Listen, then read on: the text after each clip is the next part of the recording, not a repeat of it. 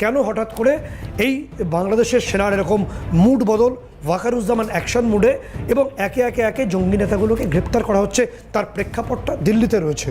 কারণ যে তথ্য আমাদের কাছে আসছে, গত এক সপ্তাহ ধরে একটা অসামান্য কাজ ভারত করেছে। বলা বাহুল্য, অজিত ডোভাল আমাদের জাতীয় নিরাপত্তা উপদেষ্টা তিনি করেছেন। এবং বিশ্বের শক্তিশালী তাবর দেশ 20টি দেশের যারা গোয়েন্দা প্রধান তারা দিল্লিতে রয়েছেন।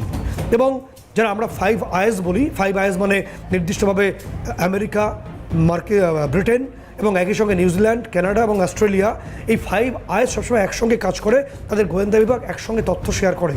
তাদের প্রত্যেকের সঙ্গে অজিত ডোভাল পৃথকভাবে বৈঠক করেছেন এবং সেই বৈঠকে ভারতীয় গোয়েন্দা বাহিনীর সঙ্গে তাদের তথ্য শেয়ারিং হবে।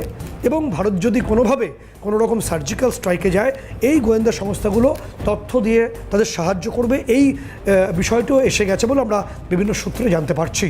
এবং এই যে 20টি তাবর দেশ এসছে, বিশ্বের তাবর অর্থাৎ শক্তিশালী 20টি দেশ, তাদের মধ্যে তুর্কিও আছে। যে তুর্কির সঙ্গে বাংলাদেশের এই জামাত শিবির বা ইউনুসের বিভিন্ন রকম চুক্তি হচ্ছিল, তুর্কির গোয়েন্দা প্রধানরাও ভারতে রয়েছেন। তাদের সঙ্গে আমাদের কথা হয়েছে, তারাও সব রকম সহায়তা করতে রাজি হয়েছে। এবং অজিত ডোভালের এই যে কুশলী যে পদক্ষেপ, চাণক্যের মতো তার ক্ষুরধার যে মস্তিষ্ক, তা কার্যত বাংলাদেশের ইউনুসকে একদম বিধ্বস্ত করেছে বলে অনেকে মনে করছেন। কারণ শত হোক, দীর্ঘদিন আন্তর্জাতিক বাজারে তো তিনি চড়ে বেড়াচ্ছেন, ফলে তিনি জানেন যে অজিত ডোভালের এই স্ট্র্যাটেজিক প্ল্যান কত মারাত্মক হতে পারে। সেই কারণে তিনি আগে ভাগে অনেক সিদ্ধান্তকে নিচ্ছেন। আমরা জানি না তিনি নিচ্ছেন কিনা, তবে সময় বলবে।